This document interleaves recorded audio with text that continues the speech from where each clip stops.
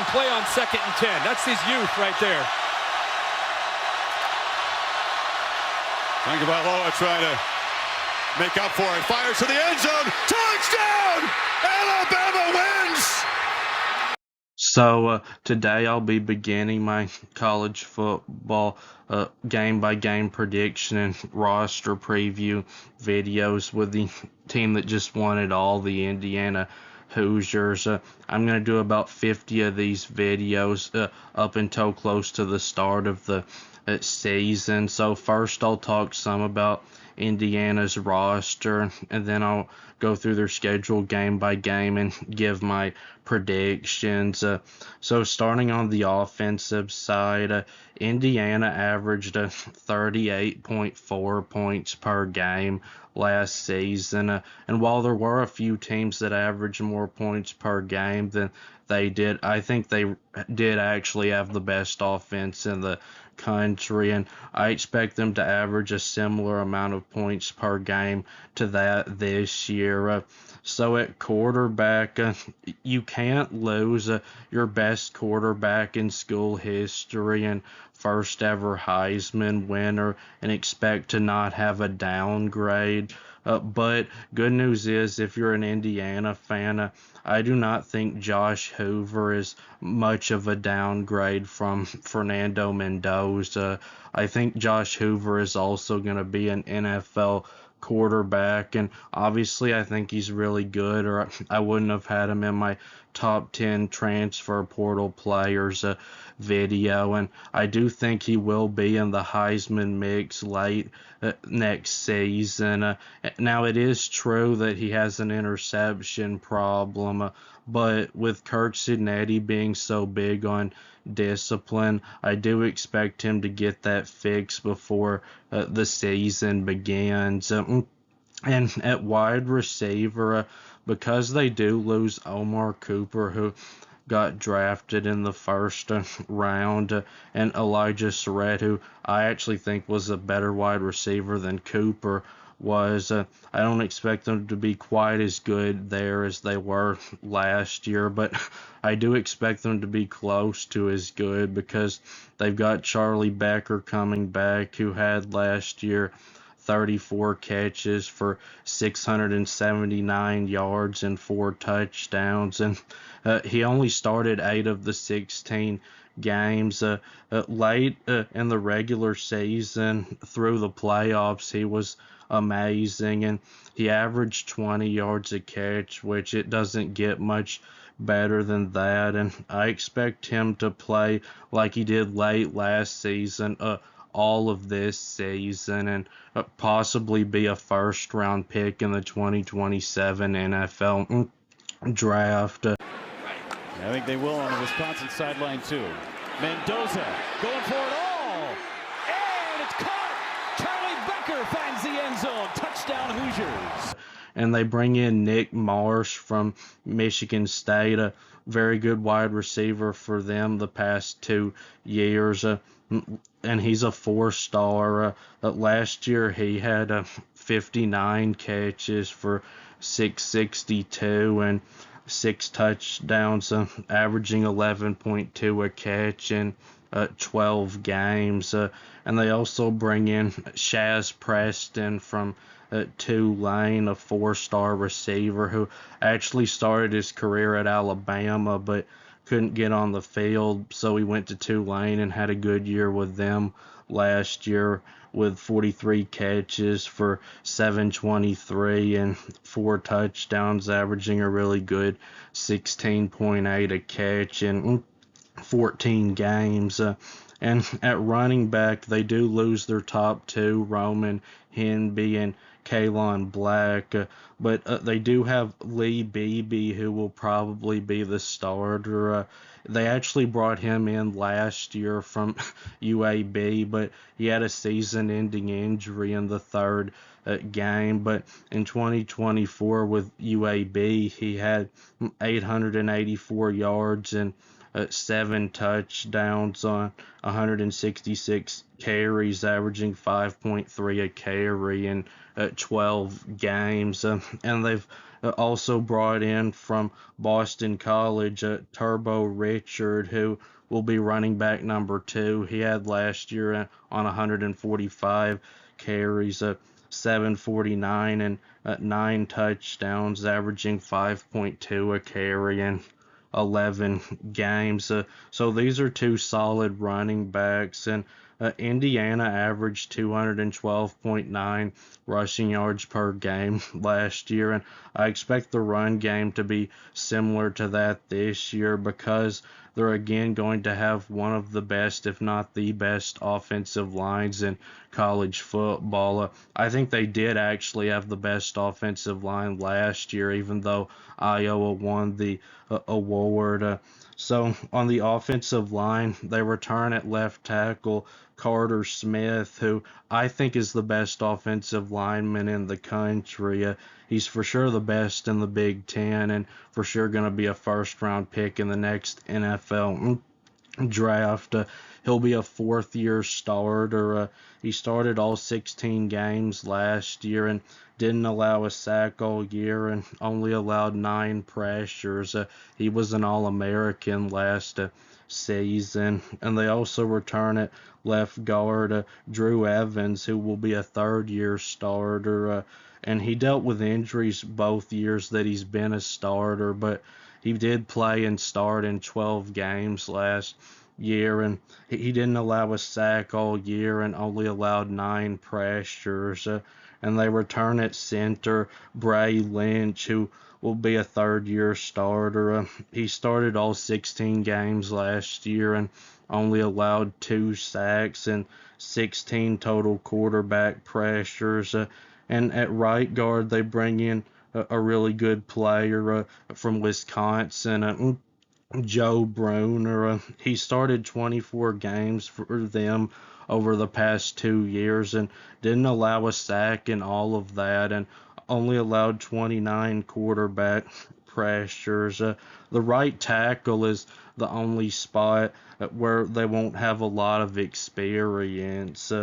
Now on the defensive side, Indiana ranks second in points allowed. Ohio State's defense was a little bit better statistically. Indiana gave up on average only 10.3 points per game, though, and I think Indiana actually had the best defense in the country last year because when Indiana played Ohio State, they outplayed them defensively, and I expect Indiana to have a top 3 defense this year at least, and I don't expect them to be quite as good in points allowed, but I do expect them to get close to what they were last year.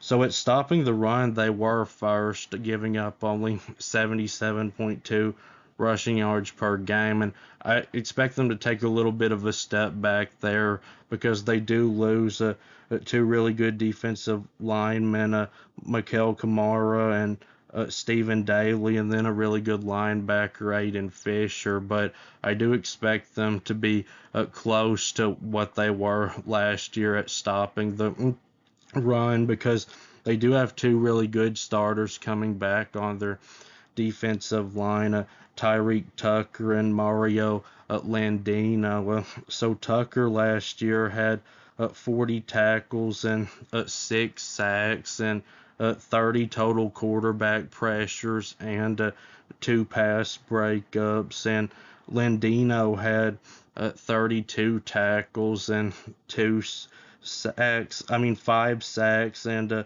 3 pass breakups and 32 total quarterback pressures.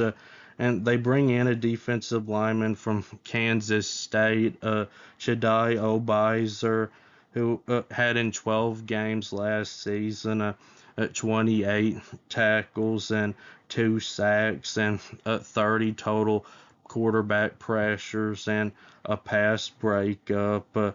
And they also bring in a good defensive lineman from Notre Dame, Joshua Burnham, a 4-star.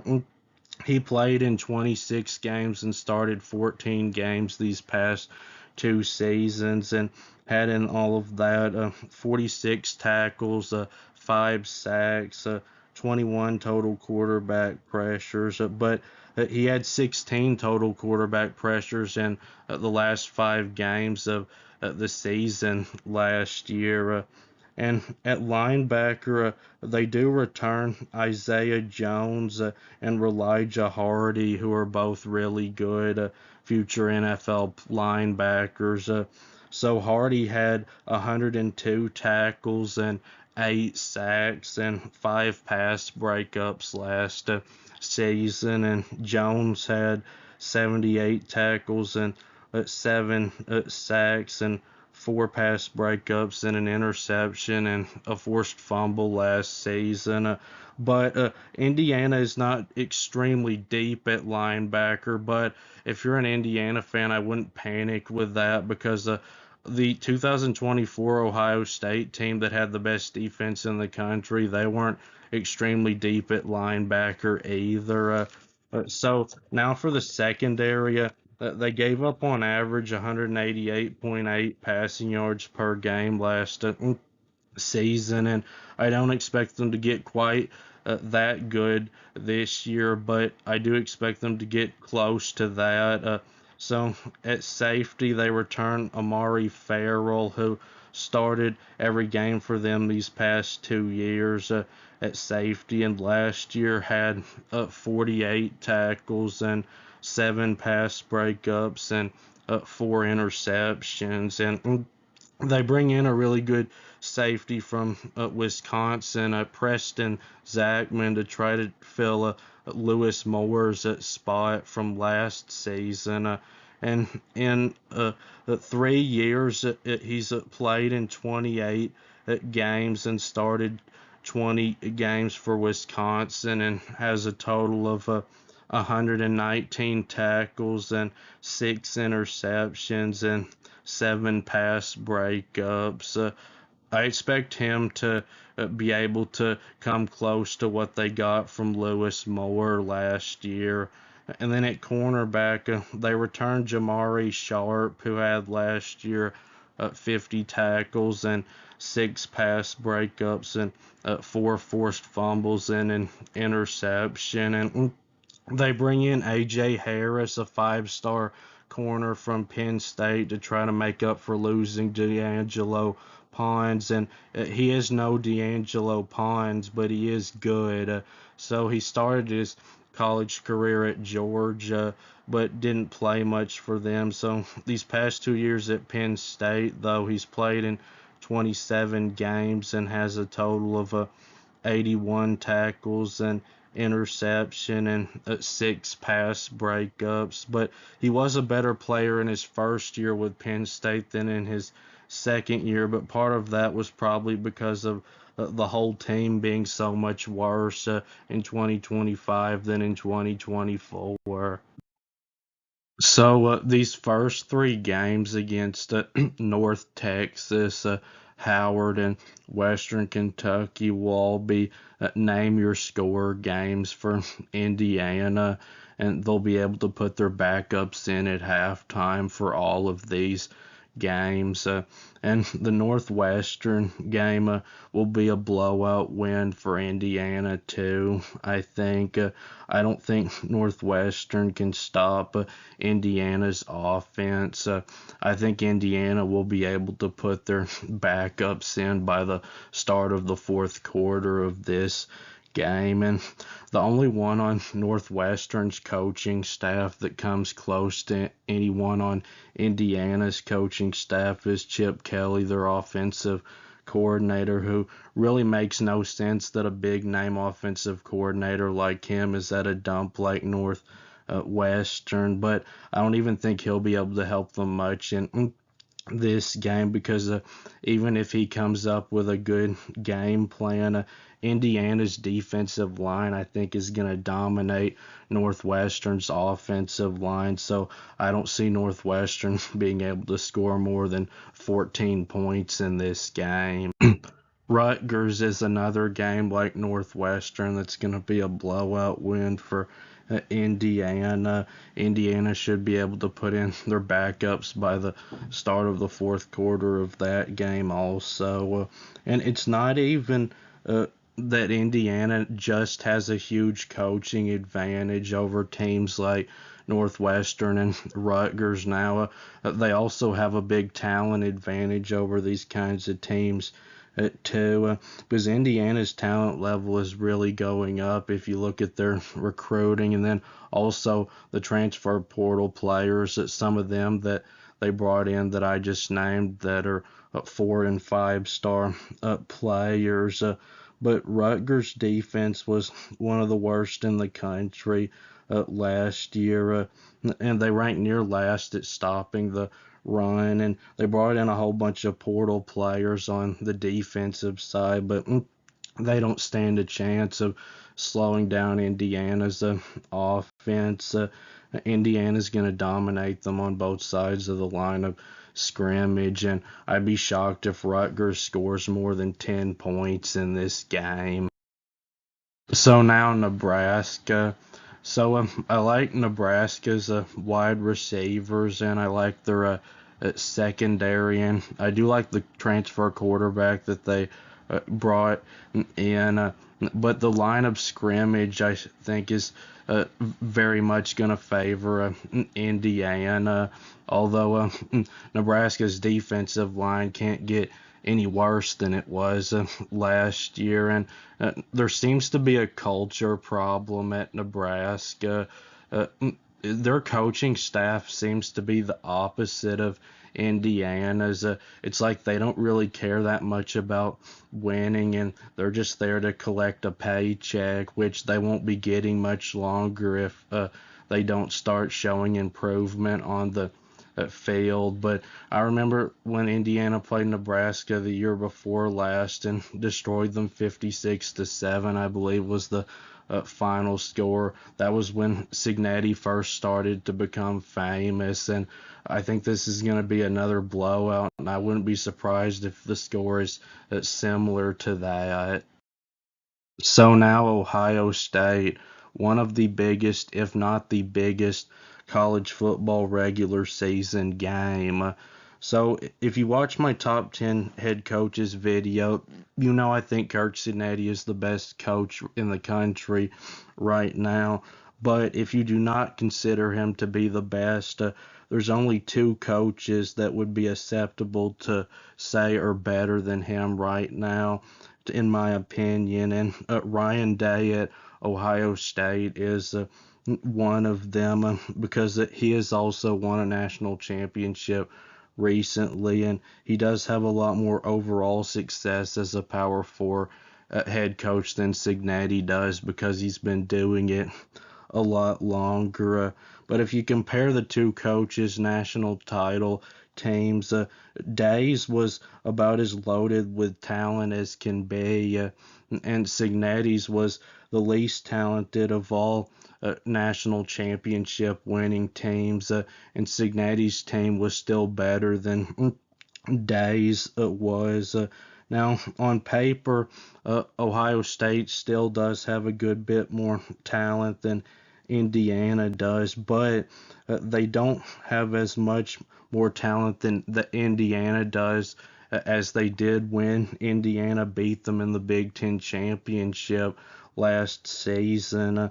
I expect this to be an extremely close defensive battle like it was last year, but probably with a little bit more scoring than last year. Last year was pretty much an offenseless game, but it really came down to home field advantage for me, so that's why I'm going with Indiana. If it was at Ohio State, I would go with Ohio State, but I'll say Indiana gets the win in like a 17-14 type of game. So now on the road at Michigan. So I was ready to pick Michigan to win this game because at first I thought there's no way I'm picking Indiana to beat both Ohio State and Michigan back to back because most teams in this situation coming off what would be a huge win over Ohio State and then going on the road to play what will be a good Michigan team and what's an extremely tough environment always to play in would lose. But Cignetti, I don't think is going to let the team get arrogant if they beat Ohio State, because you saw how they played after beating Ohio State last year in the Rose Bowl against Alabama. If anything, they were playing even better football than they were in the Ohio State game. And Michigan's offensive line, I think, is close to as good as Indiana's, and they're going to be able to run the football really well. But I think Indiana can slow down their run game, and Michigan's secondary is going to be crazy good. It might be the best in the country, but their front seven I don't think can match Indiana's.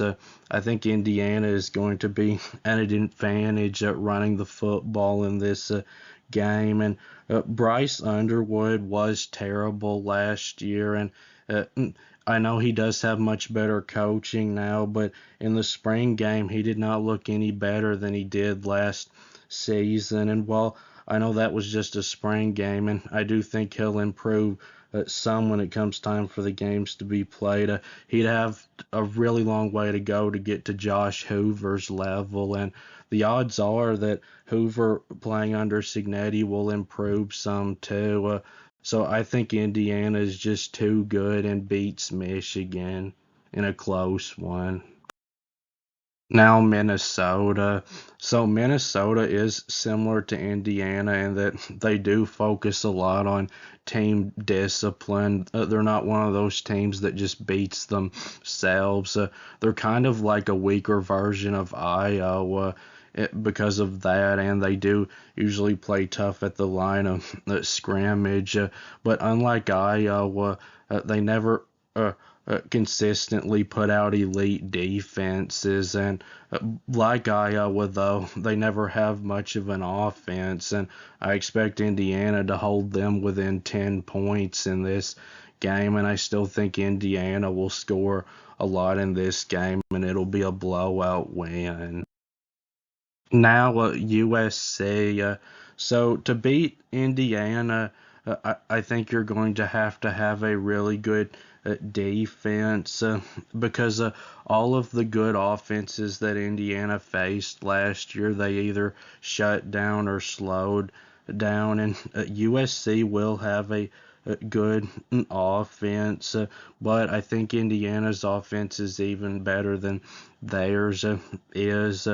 And USC, I think, will be able to get into the low 20s on Indiana, but I do not trust Lincoln Riley to be able to put out a defense that's going to be able to hold Indiana under 35 points. So I do think this will be a competitive game somewhat, but I do think Indiana wins it by a couple of touchdowns. And now on the road at Washington. Washington's going to be a good team this year. I think they're a possible playoff team because they've got a lot coming back from a 9-win team, including one of the best quarterbacks in the country, Damon Williams, and they've played good defense both years under Jed Fish, and their offense improved a lot last year.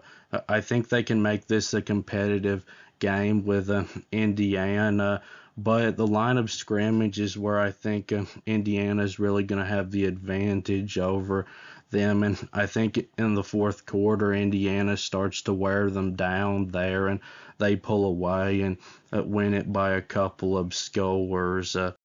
So Purdue. So the final score to this game was 56-3 last year, and I expect a similar score this year because it's a big mismatch everywhere on the rosters, but especially at the line of scrimmage, that alone will be too much of a mismatch for Purdue to have any chance of hanging around in this game. I expect Indiana to be able to put in their backups at halftime in this game. So I've got Indiana finishing the season at 12-0 overall and 9-0 in the conference. So this will obviously get them back to the Big Ten championship and the college football playoff, whether they win or lose the conference championship. But this does not mean I'm picking them to win it all. Again, I won't give my pick for that until close to the start of the season. And I know you may think it's strange to pick them to go 12-0 for a second year in a row, but remember, not that long ago, Georgia went 12-0 3 years in a row, and I know you may be thinking they had easy schedules, but they were only easy because of how good they were. So that'll be it with this video. Please subscribe. Thanks for watching, and I'll be back soon.